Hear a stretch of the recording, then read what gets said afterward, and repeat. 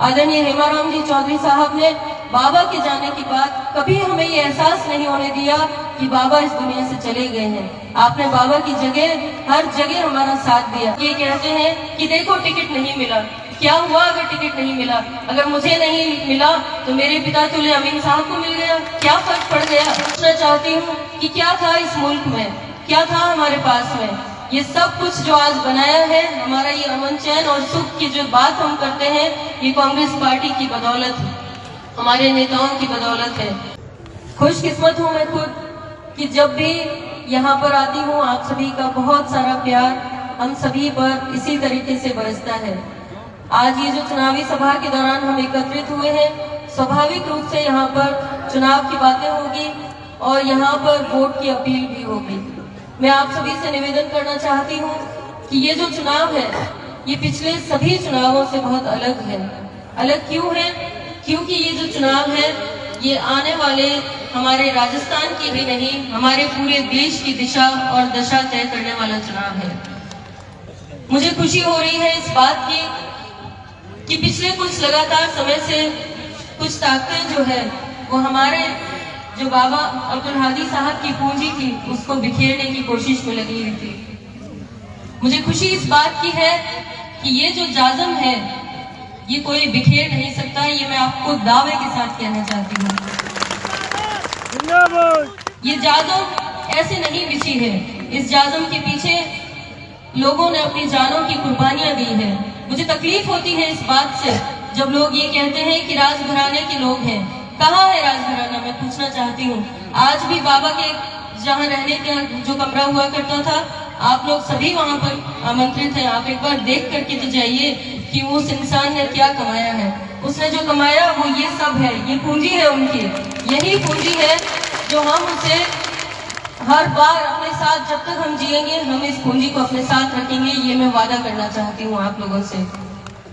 आपसे गुजारिश करना चाहती हूँ कि कुछ ऐसी ताकतें हैं जो बार बार चाहती हैं कि चाहे भाई पद्माराम जी हो, चाहे साहब हो, या हमारी इस कांग्रेस की ये जाजम है, ये कमजोर हो और इन्हें लड़ाया जाए। मैं आप सभी भाइयों से एक बहन होने के नाते, एक बेटी होने के नाते ये अपील करना चाहती हूँ कि इस जाजम को भाइयों, इस जाजम को बचा करके रखो। यही असली पूंजी है। कुछ भी साथ नहीं जाएगा, न धन जाएगा, न दौलत जाएगी, न ये पद जाएंगे। हमारे साथ अगर कुछ जाएगा तो ये भाईचारा और ये मोहब्बत जाएगी। चुनाव होते हैं, चुनाव के दौरान सभी लोग तैयारी करते हैं, अलग अलग उम्मीदवार हमारे बीच में घूम रहे होते हैं, लेकिन मुझे बड़ा ताजुब होता है जब लोग ये कहते हैं कि देखो टिकट नहीं मिला, क्या हुआ अगर टिकट नहीं मिला? अगर मुझे नहीं मिला तो मेरे पिता तुल्य अमीन साहब को मिल गया, क्या फर्क पड़ गया? हम लोगों ने कभी नफरत की राजनीति नहीं की है। मैं आपको बताना चाहती हूँ कि हमने हर बार भाईचारे की बात की है, अमन चैन की बात की है, चाहे साहब की बात हो, चाहे मेरी बात हो। हमने जब भी तैयारी की तब इस तरीके से की कि चाहे कोई भी मैदान में आए, लेकिन हम लोग इस जाजम को न बिखेरें। ये हमारी मंशा और ये हमारा मकसद रहा है। आज अमीन साहब यहाँ पर हमारे बीच में तशरीफ लाए हैं। एक बेटी के तौर पर वो सहयोग चाहते हैं मुझसे। मैं अमीन साहब आपसे वादा करती हूँ कि बेटी के रूप में फर्ज निभाऊंगी और आपका साथ दूंगी।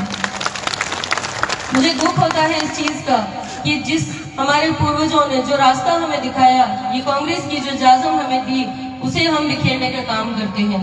हम अपने स्वार्थ के लिए इतना गिर जाते हैं कि हम कांग्रेस पार्टी को कमजोर करने की बात करते हैं। मैं पूछना चाहती हूँ कि क्या था इस मुल्क में, क्या था हमारे पास में?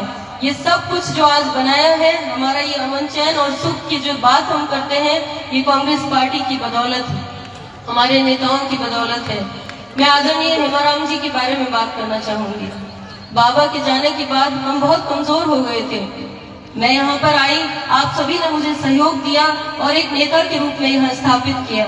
मैं नहीं आती किसी राजनीतिक परिवार से, लेकिन यहाँ ससुराल में राजनीति की होने की वजह से आप सभी ने मुझे स्वीकार किया और नेतृत्व की क्षमता जो है वो आपकी ताकत की वजह से मुझमें पैदा हुई।